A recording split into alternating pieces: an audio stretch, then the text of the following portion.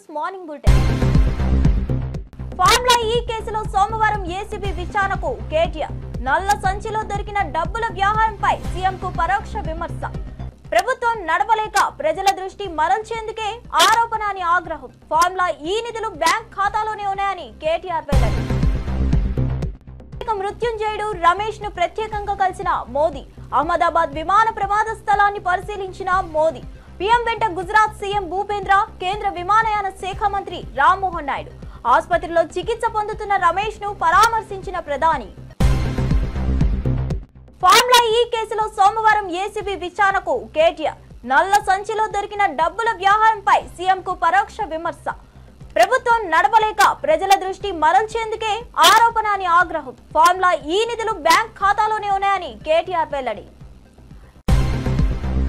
వివరాలకు వెళ్తే, తెలంగాణ ముఖ్యమంత్రి రేవంత్ రెడ్డి తీసుకున్న సమానత్వ నిష్పత్తికి మాదిగ నేతలు హర్షం వ్యక్తం చేశారు. మాదిగ సామాజిక వర్గానికి చెందిన నాయకులను మంత్రివర్గంలో చేర్చినందుకు మంత్రి, ఎమ్మెల్యేలు సీఎంకు ధన్యవాదాలు తెలిపారు. ఇది వారి అన్యాయాన్ని తొలగించే దిశగా తీసుకున్న చారిత్రక నిర్ణయంగా అభివర్ణించారు. పాలక వ్యవస్థలో అన్ని వర్గాలకు ప్రాతినిధ్యం ఉండాలని ప్రజల ఆకాంక్షను ఈ నిర్ణయం నెరవేర్చిందని వ్యాఖ్యానించారు. మాదిగ మైనార్టీకి న్యాయం చేయాలనే సీఎం సంకల్పానికి ఈ చర్య నిదర్శనమని చెప్పారు. రేవంత్ తీసుకున్న ఈ అడుగు అన్ని వర్గాల్లో విశ్వాసాన్ని కలిగిస్తుందని, రాష్ట్ర ప్రజలు దీన్ని స్వాగతిస్తున్నారని స్పష్టం చేశారు. భవిష్యత్తులో మరిన్ని అట్టడుగు వర్గాల సమస్యలపై సీఎం చర్యలు తీసుకుంటారని ఆశించారు.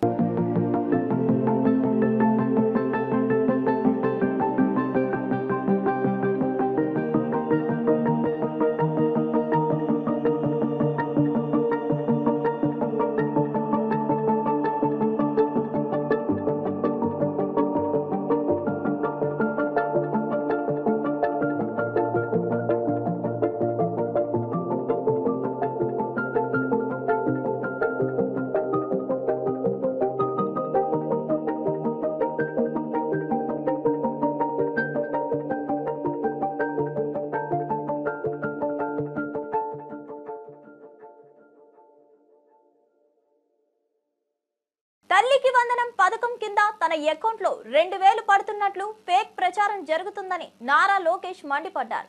దీనిపై తీవ్ర స్థాయిలో స్పందించిన ఆయన, మీకు 24 గంటలు టైం ఇస్తున్నా, దమ్ముంటే ఇది నిరూపించండి, లేకపోతే తప్పు చేశామని ప్రకటించి స్టేట్మెంట్ వెనక్కి తీసుకోండి, లేదంటే చట్ట ప్రకారం చర్యలు తీసుకుంటామని హెచ్చరించారు.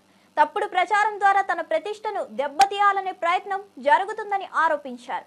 ఈ విషయంపై విపక్షాలు బాధ్యతతో వ్యవహరించాలని, ప్రజల మద్దతు కోల్పోయిన తర్వాత ఇలా చీప్ రాజకీయాలకు వెళ్లకూడదని లోకేష్ సూచించారు. ఫేక్ న్యూస్ వెనుక ఉన్న వారిపై కఠినమైన చట్టపరమైన చర్యలు తీసుకుంటామని స్పష్టం చేశారు. ప్రభుత్వం ఇచ్చింది 14.55 లక్షల మంది తల్లుల అకౌంట్లో ఏకంగా వాళ్ళకి 2 పిల్లలు ఉన్నారు కనుక వాళ్ళకి 26,000 రూపాయలు కూటమి ప్రభుత్వం అందజేసింది. దాంట్లో సుమారుగా 29.10 లక్షల మంది పిల్లలు కవర్ అవుతాం జరిగింది. ఏకంగా 3 పిల్లల కన్నా ఎక్కువ ఉన్న 3 పిల్లలున్న తల్లులు సుమారుగా 2,10,000 మంది ఉన్నారు. అంటే 6.32 లక్షల మంది పిల్లలు అక్కడ ఉన్నారు.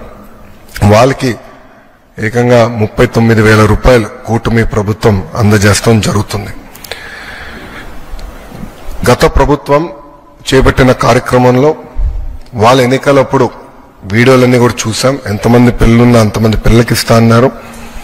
వాళ్ళు ఇవ్వకుండా ఏకంగా 42 లక్షల మంది పిల్లలకే ఆనాడు వాళ్ళ అమ్మ ఒడి ఇస్తాం జరిగింది. కూటమి ప్రభుత్వ అధికారులకు వచ్చిన తర్వాత అది ఇప్పుడు 67,27,000 మంది పిల్లలకి ఈరోజు నిధులు జమ చేస్తాం జరిగింది. గతంలో 5,540 కోట్ల రూపాయలు వాళ్ళ కార్యక్రమానికి ఖర్చు పెడితే సంవత్సరానికి కూటమి ప్రభుత్వం 8,745 కోట్ల రూపాయలు తల్లి అకౌంట్లో నిధులు జమ చేస్తాం జరిగింది. అంటే సుమారుగా 3,205 కోట్ల రూపాయలు అదనంగా కూటమి ప్రభుత్వం అందజేస్తుంది. అంటే 5 సంవత్సరాల్లో 16,000 కోట్ల రూపాయలు అదనంగా తల్లుల అకౌంట్లో కూటమి ప్రభుత్వం నిధులు జమ చేయబోతుంది. మళ్ళీ ప్రజలందరూ చెప్పేది ఒకటే, ఎంతమంది పిల్లలున్నా అంతమంది పిల్లలకు మేము ఇస్తాం. అర్హులు ఎంతమంది ఉన్నా వాళ్ళకి ఈ కార్యక్రమం అందించాలనేది గౌరవ ముఖ్యమంత్రి గారు మాకు ఆదేశాలు జారీ చేస్తాం జరిగింది. ఇప్పుడే నేను గౌరవ ఫైనాన్స్ మంత్రి అహ్మదాబాద్ లో జరిగిన ఘోర విమాన ప్రమాదం దేశాన్ని విషాదంలోకి నెట్టింది. ఈ ఘటనలో 241 మంది ప్రాణాలు కోల్పోగా కేవలం ఒక్క వ్యక్తి మాత్రమే బతికారు. ఈ నేపథ్యంలో ప్రధాని నరేంద్ర మోదీ ప్రమాద స్థలాన్ని పరిశీలించారు. సర్దార్ వల్లభాయ్ పటేల్ విమానాశ్రయానికి చేరుకున్న ఆయన నేరుగా మేఘాని నగర్లోని ఘటనా స్థలానికి వెళ్లారు. ఆయన వెంట గుజరాత్ సీఎం భూపేంద్ర పటేల్, విమానయాన శాఖ మంత్రి రామ్మోహన్ నాయుడు ఉన్నారు. సహాయక చర్యలు ఎలా సాగుతున్నాయన్నది అధికారులు వివరించారు. అనంతరం బ్రిటన్ పౌరుడైన విశ్వాక్ కుమార్ రమేష్ ను ఆసుపత్రిలో పరామర్శించారు. వైద్యులతో మాట్లాడి ఆరోగ్య పరిస్థితిని అడిగి తెలుసుకున్నారు. ప్రమాదం బాధితుల కుటుంబాలకు ప్రధాని ప్రగాఢ సానుభూతి తెలిపారు.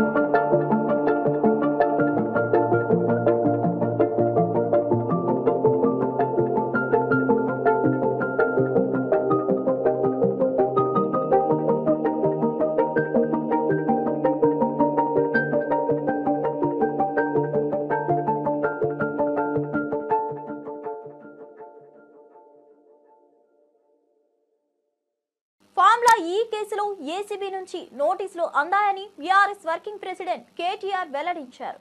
సీఎం రేవంత్ రెడ్డిపై తీవ్ర విమర్శలు చేస్తూ దమ్ముంటే ఇద్దరం కలిసి లై డిటెక్టర్ టెస్ట్ కు రావాలని సవాల్ విసిరారు.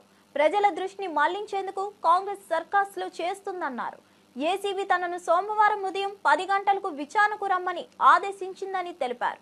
ఫార్ములా ఈ సంస్థ ఖాతాలో 44 కోట్లు సురక్షితంగా ఉన్నాయన్నారు. తాను చట్టాన్ని గౌరవించే పౌరుడిగా విచారణకు హాజరవుతానని పేర్కొన్నారు. రేవంత్ రెడ్డి అసత్య ప్రచారాలు చేసి ప్రజలను మభ్యపెట్టే ప్రయత్నం చేస్తున్నారని ఆరోపించారు. విచారణకు తాను పూర్తిగా సహకరిస్తానని స్పష్టం చేశారు.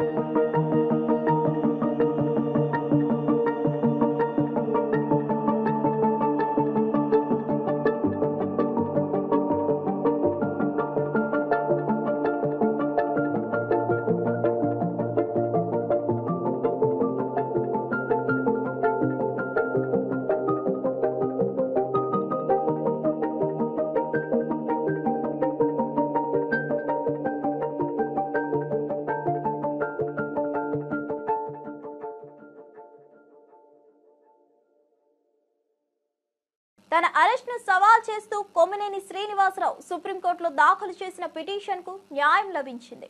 సీనియర్ జర్నలిస్ట్ అయిన ఆయనకు బెయిల్ మంజూరు చేస్తూ ధర్మాసనం ఆదేశాలు జారీ చేసింది. విడుదలకు సంబంధించిన నిబంధనలన్నీ ట్రయల్ కోర్టులో నిర్ణయిస్తుందని జస్టిస్ ప్రశాంత్ కుమార్ మిశ్రా, జస్టిస్ మన్మోహన్ స్పష్టం చేశారు. ఒకే కారణంతో కొమ్మినేనిని అరెస్ట్ చేయడాన్ని తీవ్రంగా తప్పుపట్టారు. సీనియర్ న్యాయవాది పొన్నవోలు సుధాకర్ రెడ్డి మాట్లాడుతూ నోటీస్ లేకుండా అరెస్ట్ చేయడం చట్ట విరుద్ధమని తెలిపారు. గెస్ట్ వ్యాఖ్యల కోసం యాంకర్ను బాధ్యత వహించమంటారా అని ప్రశ్నించారు. పాలక పక్షానికి నచ్చేలా పోలీసులు వ్యవహరిస్తున్నారన్నారు. సాక్షి గొంతు నులిమే ప్రయత్నం స్పష్టంగా కనిపిస్తుందన్నారు. ఒక్కొక్క దగ్గర ఓడిపోతున్నా కూడా మొక్కవోని ధైర్యంతో ఈ రోజు సుప్రీంకోర్టుకు తీసుకొచ్చినటువంటి వైనం, కింద కోర్టులో న్యాయం జరగనటువంటి పరిస్థితి, 3 సంవత్సరాల లోపల శిక్ష ఉండేదాని ప్రతి అఫెన్స్ కి 35(3) BNSS ఇవ్వాలి, 41A CRPC ప్రకారం ఇవ్వాలి. ఇట్లా చట్టం చాలా స్పష్టంగా చెప్పినా కూడా వారు ఆ కేసుకి SC/ST యాక్ట్ జోడిస్తే గౌరవ మ్యాజిస్ట్రేట్ వారు దాన్ని తీసేయడం జరిగింది. డిఫమేషన్ సెక్షన్ తీసేయడం జరిగింది.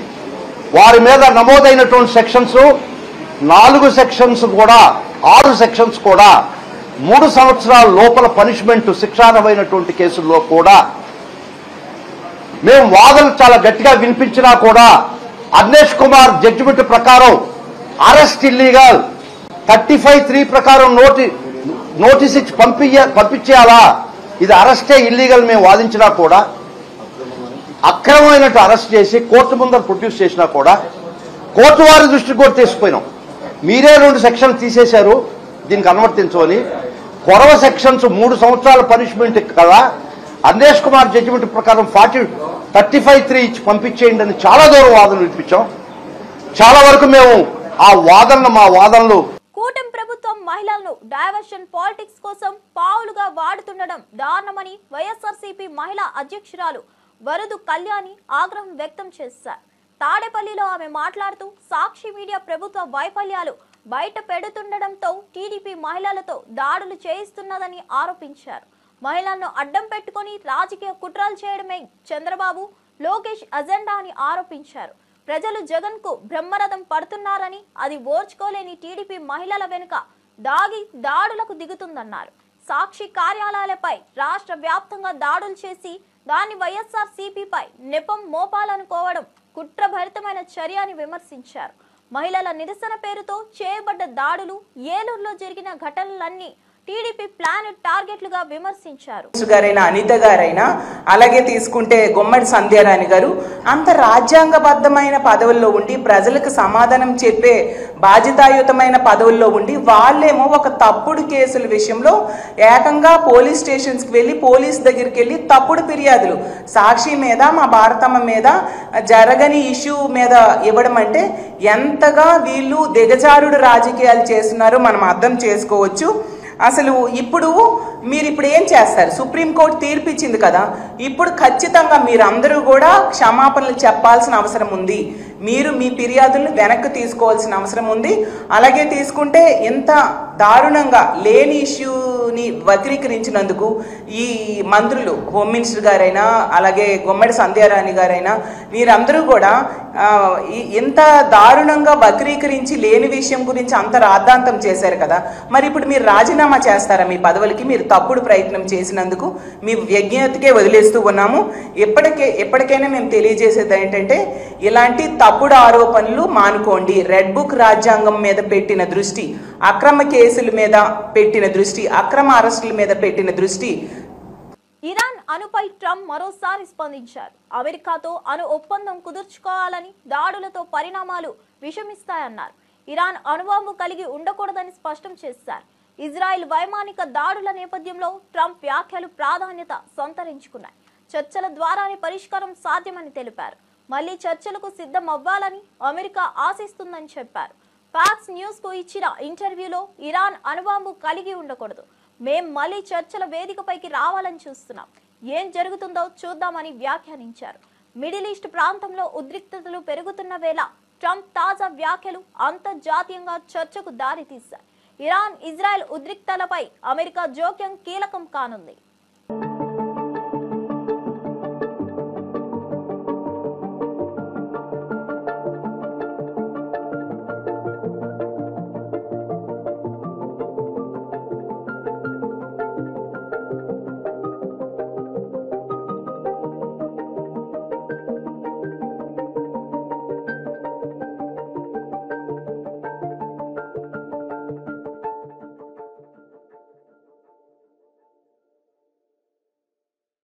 కాళేశ్వరం ప్రాజెక్ట్ పై టీపీసీపీ ప్రధాన కార్యదర్శి గజ్జల కాంతం తీవ్ర వ్యాఖ్యలు చేశారు.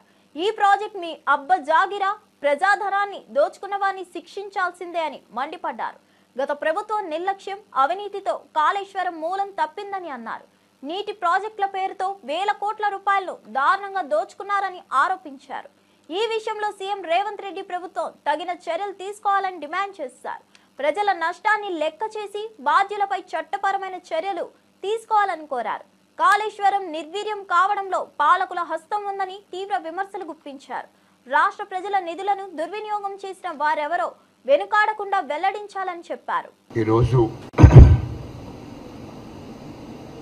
వాస్తవాలు చెప్తే కేటీఆర్కు కేసీఆర్ కుటుంబానికి చాలా బాధ అనిపిస్తుంది. మరి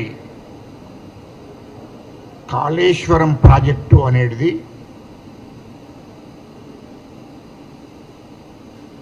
కాంగ్రెస్ ప్రభుత్వం ఏర్పడ్డ నాడు మా ముఖ్యమంత్రి రేవంత్ రెడ్డి గారు మరి ప్రమాణ స్వీకారం చేసిన రోజే చెప్పాడు, కాళేశ్వరం ప్రాజెక్టులో అవకతవకలు జరిగినాయి, దాని మీద ఖచ్చితంగా విచారణ చేపిస్తానని తెలంగాణ రాష్ట్ర ప్రజలకు మాట ఇవ్వడం జరిగింది. మా ముఖ్యమంత్రి రేవంత్ రెడ్డి గారు పిసిసి అధ్యక్షులు ఉన్నప్పుడే కాళేశ్వరం ప్రాజెక్టు అవినీతి జరిగింది, ఖచ్చితంగా దాని మీద విచారణ ఇస్తానని ఆ రోజు పిసిసి అధ్యక్షులుగా ఉన్నప్పుడే మా రేవంత్ రెడ్డి గారు ప్రజలకు మాటిచ్చాడు. మరి రాష్ట్ర ప్రజలు కూడా ఈ రాష్ట్రాన్ని దోషిండ్రు, కాళేశ్వరం ప్రాజెక్టులో అవినీతి జరిగింది. పేర్ని నాని అవినీతి పాపం పండిందని మంత్రి కొల్లు రవీంద్ర మండిపడ్డారు. బందరు అభివృద్ధిని అధోగతికి నెట్టిన నానిని వదిలిపెట్టబోమని హెచ్చరించారు. టిట్కో ఇల్లు, సిఆర్జెడ్ భూములు కేటాయింపులపై స్పష్టత ఇవ్వాలన్నారు. మెడికల్ కాలేజీ భూముల కొనుగోలులో 8 కోట్ల అవకతవకలు జరిగాయని ఆరోపించారు. సానుభూతి రాజకీయాలకు నానికి కాలం చెల్లిందని విమర్శించారు. దమ్ముంటే విచారణకు సిద్ధంగా ఉండాలి అంటూ సవాల్ విసిరారు. వైసీపీ పాలనలో నాని బ్రోకర్ గా మారారని విమర్శిస్తూ త్వరలో నిజాలన్నీ వెలుగులోకి వస్తాయని వ్యాఖ్యానించారు. నిజంగా చాలా దురదృష్టకరం. నిన్న ఆయన మాట్లాడిన మాటల్లో ఒక్కటి కూడా వాస్తవం లేకుండా అవాస్తవాలు మాట్లాడుతూ చేసింది తప్పు, ఆ తప్పుని కప్పిపుచ్చుకోవడానికి బురద జల్లే కార్యక్రమాలు. ఆ రోజు అందరికీ తెలుసు, ఎలక్షన్లో నీ కొడుకుని గెలిపించుకోవాలని, నీ కొడుకుని అందరం ఎక్కించుకోవాలని నువ్వు పడరాని పాటలు పడి చేయరాని తప్పులు చేసి ఇళ్ల పట్టాలని, దొంగ పట్టాలని సృష్టించి తహసీల్దార్ కార్యాలయంలో ఆ పట్టాలు అర్ధరాత్రి కూడా రాయిస్తూ ఉంటే మేము వెళ్ళి ఆ రోజున అక్కడ పట్టుకున్నది వాస్తవం కాదా? ఆ రోజున్నటువంటి జేసీ గారు వచ్చింది వాస్తవం కాదా? ఈ రోజున్న జేసీ గారు ఆ జేసీ గారే. ఆ రోజున మేము ఆఫీస్ ముందు పడుకున్నాం, ఆ పట్టాలు కట్టలు పట్టుకుని మీ అన్యాయం పారిపోయినటువంటి పరిస్థితి ఉంటే వాళ్ళని పట్టుకొచ్చాం. కొమ్మినేని అరెస్ట్ పై సుప్రీంకోర్టు బెయిల్ ఇచ్చిన తీర్పు చంద్రబాబుకు చెంపపెట్టు అని జగన్ ట్వీట్ చేశారు. సత్యమేవ జయతే అంటూ స్పందించిన జగన్ కొమ్మినేనిపై అపాదించిన అభియోగాలు కృత్రిమమని విమర్శించారు. ప్రజల దృష్టి మరల్చేందుకు చంద్రబాబు కుట్రలు చేస్తున్నారని ఆరోపించారు. కొమ్మినేనికి సంబంధం లేని వ్యాఖ్యల నెపం వేయడం అప్రజాస్వామికమని మండిపడ్డారు. న్యాయస్థానం బాబు నిరంకుశత్వానికి గట్టిగా బుద్ధి చెప్పిందంటూ న్యాయ విజయం సాధించామని పేర్కొన్నారు.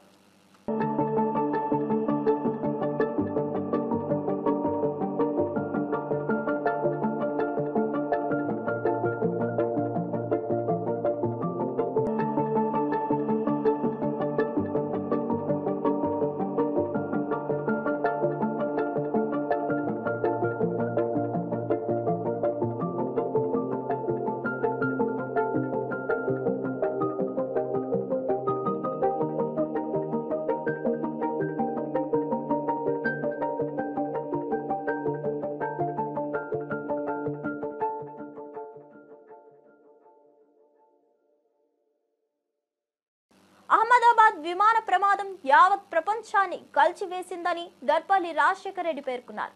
సాంకేతిక లోపం పేరుతో తప్పించుకునే ప్రయత్నం చేయవద్దని హెచ్చరించారు. 270 మంది మృతి చెందగా 40 మంది చిన్నారులున్నారన్నారు. కేంద్ర విమానయాన శాఖ మంత్రి రామ్మోహన్ నాయుడు, డీజీసీఏ చైర్మన్లు బాధ్యత వహించి రాజీనామా చేయాలని డిమాండ్ చేశారు. గతంలో జరిగిన ఘటనలలో మంత్రులు రాజీనామా చేసినట్లు ఉదాహరణలు చెప్పారు.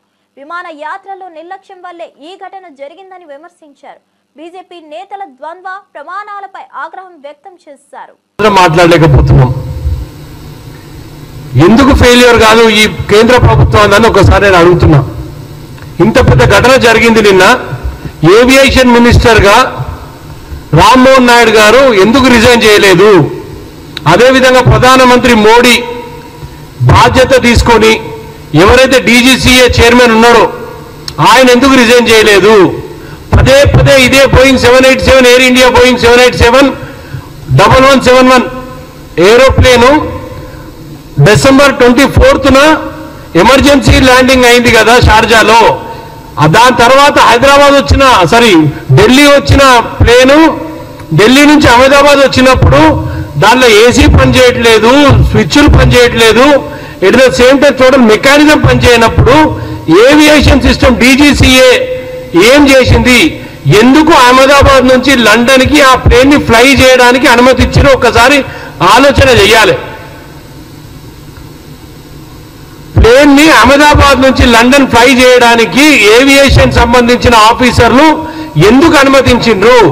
సాంకేతిక లోపం ఉన్న ఫ్లైట్, ఇంత ఇబ్బంది పడ్డ ఫ్లైట్ పైన ఫ్లై చేయడానికి అనుమతించిన ఆఫీసర్లు ఎవరు? ఇదే విషయాన్ని ఒకసారి మీరు గుర్తు పెట్టుకోవాలి. అప్పట్లో పొద్దున్న లేస్తే వీళ్ళు జవహర్లాల్ నెహ్రూతో పోటీ పడతారు, బీజేపీ ప్రభుత్వం కానీ ఎవరితోటైనా కానీ. బీజేపీ ప్రభుత్వంలోని పెద్దలందరినీ ఒకటే విజ్ఞప్తి చేస్తున్నా, మీరు జవహర్లాల్ నెహ్రూతో పోటీ పడతారు కదా. 1996లో జవహర్లాల్ నెహ్రూ గారు ఉన్నప్పుడు లాల్ బహదూర్ శాస్త్రి గారు ఆ రోజు రైల్వే మినిస్టర్, ఒక ఘోరమైన యాక్సిడెంట్ మహబూబ్ నగర్ లో జరిగినప్పుడు తక్షణమే ఆయన రిజైన్ చేసిండా లేదా? దానికి తోడుగా 2008 యూపీఏ గవర్నమెంట్ మన్మోహన్ సింగ్ గారి నాయకత్వాన శివరాజ్ సింగ్ పాటిల్ గారు ఆ రోజు కూడా బాంబ్ బ్లాస్ట్ జరిగినప్పుడు బాధ్యతగా ఆయన రిజైన్ చేసిండా లేదా? ప్రస్తుత కూటమి ప్రభుత్వం హామీలు అమలు చేయకుండా ప్రజలను మోసం చేస్తుందని ఎమ్మెల్యే తాటిపర్తి చంద్రశేఖర్ తీవ్ర స్థాయిలో విమర్శించారు. తల్లికి వందనం పథకాన్ని తల్లికి వంచనగా మార్చారని ఆరోపించారు. 87 లక్షల మందికి 13,000 కోట్లు అవసరమవుతుందన్న రికార్డుల మధ్య 2,000 కట్ చేసి వంచన జరిపారని మండిపడ్డారు. పథకాలను అమలు చేసిన ధైర్యం ఉంటే ముద్రించి ప్రజలకు చూపాలని సవాల్ విసిరారు. దళితుల పట్ల చంద్రబాబు చిన్న చూపు చూస్తున్నారని విమర్శించారు. రైతులను రౌడీలుగా ముద్రించడం దారుణమన్నారు. ప్రజాస్వామ్య విలువలు లేని ప్రభుత్వం ఎందుకని ప్రశ్నించారు. ఒక పరిపాలన చేసేటటువంటి ముఖ్యమంత్రి చెప్పని విధంగా, మాట్లాడని విధంగా, మాట్లాడకూడని విధంగా ఇచ్చినటువంటి హామీల్ని అమలు పరచలేము అని చెబుతూనే, వంచిస్తూనే ఏడాది కాలంగా హామీలను అమలు చేయకుండా అడిగేటటువంటి గొంతులపై కాళ్లతో నొక్కివేస్తూ, దౌర్జన్యకాండని కొనసాగిస్తూ, ఎర్రబుక్క అనేటటువంటి ఎర్రి పరిపాలనని ప్రజలకు అందిస్తూ ఎవరన్నా మాట్లాడితే వారిపై విరుచుకుపడేటటువంటి ప్రయత్నం వారు చేయడం అనేది నిజంగా అత్యంత దుర్మార్గం. ఇకపై ఉపేక్షించనని ఎవరికి చెప్తున్నారు మీరు? ప్రజలకు వాన్ చేస్తున్నారా మీరు? ప్రజాస్వామ్యంలో ప్రజలకి రావాల్సినటువంటి హక్కులను కూడా అడిగేటటువంటి స్వేచ్ఛ లేదా? మీరు చెప్పినటువంటి హామీల్ని అడిగేటటువంటి స్వేచ్ఛ లేదా? ఒక్కసారి ఇది ప్రజలు కూడా తీవ్రంగా దీన్ని ఖండించాల్సినటువంటి అవసరం ఉంది. ఇవాళ ఈ 1 సంవత్సర కాలంలో వారు ఇస్తున్నటువంటి ఒక గొప్ప హామీగా చెప్పుకుంటూ తల్లికి వందనాన్ని ఇవాళ మొదలు పెట్టారు. బాపట్ల జిల్లాకు చెందిన చీరాల కుప్పడం చీరలకు జాతీయ స్థాయిలో గుర్తింపు లభించింది. ఒకే జిల్లా ఒకే ఉత్పత్తి 2024 కింద ఎంపికైన ఈ చీరలు అరుదైన అవార్డును గెలుచుకున్నాయి. ఈ నెల 18న న్యూఢిల్లీలో జరగనున్న కేంద్ర ప్రభుత్వ కార్యాలయంలో బాపట్ల కలెక్టర్ వెంకటమురళి ఈ అవార్డును స్వీకరించనున్నారు. జనవరిలో చీరాలకు ప్రత్యేక గుర్తింపు ఇవ్వాలంటూ వచ్చిన కేంద్ర బృందం సభ్యులు చీరాల ప్రాంత మగ్గాలపై నేసే కుప్పడం చీరలను పరిశీలించి వాటి ప్రత్యేకతను గుర్తించి ఎంపిక చేశారు. ఈ అవార్డుతో చీరాల చీరలకు అంతర్జాతీయంగా మార్కెట్ అవకాశాలు మెరుగయ్యే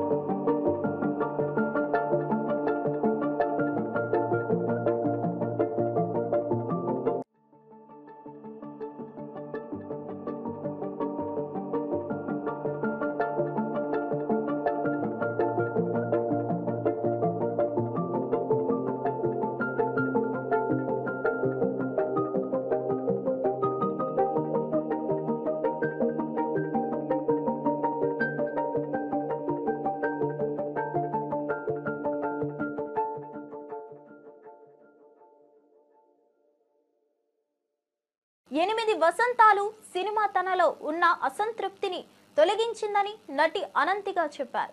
ఎన్నో మంచి చిత్రాల్లో నటించిన తనకు ఓ లోపలి వెలితి ఉండేదని, అయితే ఈ సినిమా ఆ లోటు తీర్చిందని తెలిపారు. అనంతిక ప్రధాన పాత్రలో తెరకెక్కిన ఈ చిత్రం త్వరలో ప్రేక్షకుల ముందుకు రానుంది. ఈ సందర్భంగా దర్శకుడు ఫణీంద్ర, నటి అనంతికను ప్రముఖ యాంకర్ సుమ ఇంటర్వ్యూలో ప్రశ్నించారు. సినిమాకి సంబంధించిన అనేక ఆసక్తికర విషయాలు వారిద్దరూ షేర్ చేశారు. ఈ సినిమా ద్వారా తన కెరీర్ కు కొత్త మలుపు తిప్పుకుంటుందని అనంతిక ఆశాభావం వ్యక్తం చేశారు. ఈ సినిమా తర్వాత ఇదేమైనా సింక్ సౌండ్ లో షూట్ చేశారా మీరు, లేకపోతే డబ్బింగ్? లేదు, డబ్బింగ్ చేశారు. Okay, so are you dubbing for yourself? No, permission ఇవ్వలేదు ఇంకా డైరెక్టర్ గారు. చూస్తుందన్నమాట ఇస్తారా అని. లేదు, ట్రై చేసాము, బట్ కలెక్టివ్ డెసిషన్ వద్దనుకున్నాం. ఎందుకంటే అంత పర్ఫెక్ట్ గా ప్రతి పదాన్ని పలకగలిగేంత టైం లేదు. Expression is extremely good, but dialogue support చేయాలి కదా. So we had to opt for dubbing artist. Okay, so already మీరు బ్లాక్ బెల్ట్ అన్నారు ఇన్ కరాటే. సో దాని తర్వాత దీనికోసం ఎలాంటి ప్రిపరేషన్స్ జరిగాయి? ఇక్కడ కొంచెం వెంగ్చున్ అనే ఫామ్ కూడా వి ఆర్ యూజింగ్. ఏంటది? వెంగ్చున్. వెంగ్చున్. వెంగ్చున్. వెంగ్చున్ కరెక్టా? Yeah, wing chun. వెంగ్చున్. సో ఆ ఫామ్ కూడా యూజ్ చేస్తున్నాం. So for that I have been training for 3-4 months. Okay, అంటే సినిమా షూటింగ్ స్టార్ట్ అవ్వక 3-4 months ముందు నుంచి మీరు దీనికోసం ట్రైన్ అయ్యారు. అంటే ఆమెకి వచ్చిన కరాటే సరిపోదు ఈ ఫామ్ కి. ఇందులో ఎక్కువ ఆర్మ్స్ తోనే మూమెంట్స్ ఉంటాయి ఫైట్ చేసేటప్పుడు కానీ. నాకు కూడా కొంచెం ఆ ఫామ్ ఫస్ట్ నుంచి ఇష్టం. ప్రీవియస్ ఫిలింలో కూడా నేను కొన్ని మూమెంట్స్ అలానే ఉండే యాక్షన్ సీక్వెన్స్ లో. సో ఐ థాట్ ఇది ఇప్పుడు ఇందులో ఎక్స్ప్లోర్ చేద్దాం అన్నట్టు అనుకున్నాను. సో మీరు ఎందులో ట్రైన్ అప్ అయ్యారండి? చిన్నప్పటి నుంచి నేను తెలుసుకోవాలనుకుంటున్నాను. ఈవిడైతే చాలా వాటిలో ట్రైన్ అప్ అయ్యాయి. ఓటంలో Kathakali, Mohiniyattam, Bharatanatyam and singing. Okay, అంటే అన్నిట్లోనూ you have completed every course are? No. ఇప్పుడు కూచిపూడి మెయిన్ చేస్తున్నాం. Like I'm going to. Okay, and Kathakali main చేస్తున్నాం. Kathakali focused, Ottamthullal except Mohiniyattam. ప్రముఖ సినీ నిర్మాత దగ్గుబాటి సురేష్ బాబు ఈ రోజు తన కుటుంబంతో కలిసి తిరుమల శ్రీవారిని దర్శించుకున్నారు. వేకువజామున విఐపి బ్రేక్ దర్శన సమయంలో ఆలయాన్ని చేరుకున్న ఆయనకు టీటీడీ అధికారులు స్వాగతం పలికారు. దర్శనానంతరం రంగనాయకుల మండపంలో వేదాశీర్వచనంతో పాటు తీర్థ ప్రసాదాలు అందించారు. ఆలయం బయటకు వస్తుండగా భక్తులు సెల్ఫీలు తీసుకునేందుకు పోటీ పడ్డారు. ఈ సందర్భంగా సురేష్ బాబు మాట్లాడుతూ అలిపిరి నుంచి కాలినడకన స్వామివారి దర్శనానికి వచ్చినట్లు తెలిపారు.